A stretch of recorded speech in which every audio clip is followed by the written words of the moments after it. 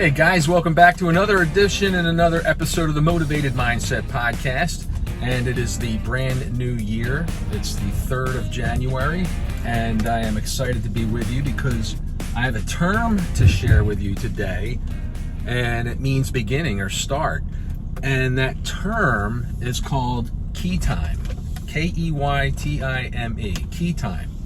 And in the off-road sport in motorcycle sport of Enduro, the beginning of the race to commence at the starting line is a word called key time.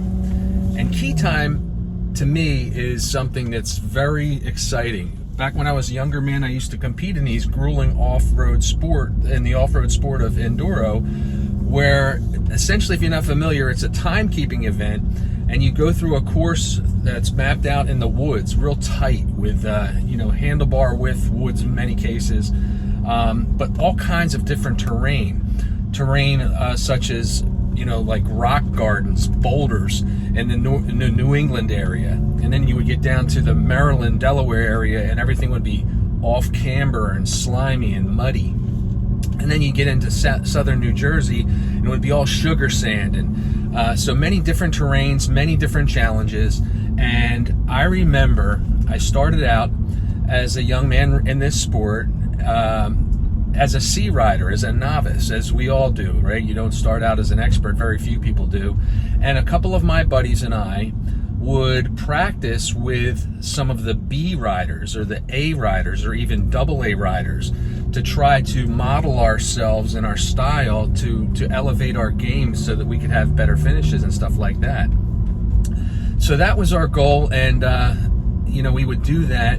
And many times I would have a rough event. I'd have a mechanical breakdown or a mental breakdown, and I would spend all the following week wrenching on the bike, prepping it and everything, and then I would gather my gear, gather my fuel, put my equipment together and head to the race. And the one thing about key time was that it was always a new start. It was a fresh beginning, and I always appreciated that because whatever happened the previous week, it gave me a sense of renew, and I'd always be filled with a sense of nervous energy.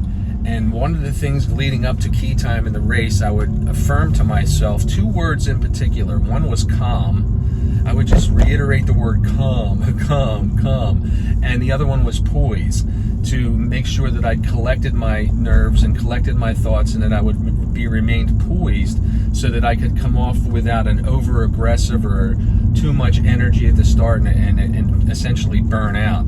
I would need that endurance to make it through the entire run. So after about 4 or 5 years, and modeling these faster riders, I actually earned my A card and became an expert in the eyes of the governing body of the sport called the AMA, or the American Motorcycle Association. And upon graduating into that class of A riders, I found myself moving up and riding with better riders than myself still, but they were either A expert or a double A expert or a professional.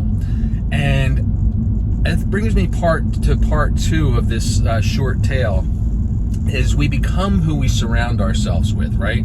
It's said that our financial bank balance is usually the average of the 5 people that we surround ourselves with or hang around with. Well, that holds true for just about anything, personally and professionally, and even in the sport of enduro racing. So I would surround myself with these better guys to get better. And I just wanted to improve myself, and I thought that was the shortest way to the end result. I'll never forget one Sunday afternoon. It was a national event. It was covered by ESPN. There was actually a helicopter flying overhead, and I was paired with 3 other riders on my particular number at key time. I was paired with a professional. In fact, he was the national #1 enduro rider for 7 years in a row. I was paired with 2 other double A riders, and myself, I'm an A rider. So there's 4 of us on this number. And we take off, and I'm doing my best to kind of keep up with them, and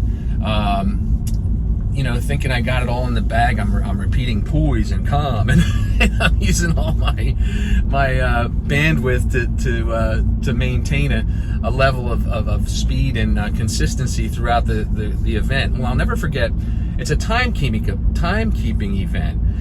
You have to make it through a certain section of the trail in a certain amount of time. And if you are too fast going through that section, you are considered hot, and you are penalized as a result. And typically people don't get through that fast, and they drop minutes and they drop points and they drop a little bit in the standings. Well, I'm with these three guys that are just over the top, expert, awesome. And I never forget, they pulled up short of this checkpoint, and I thought to myself, guys, we're right on time. And they said, no, we're hot.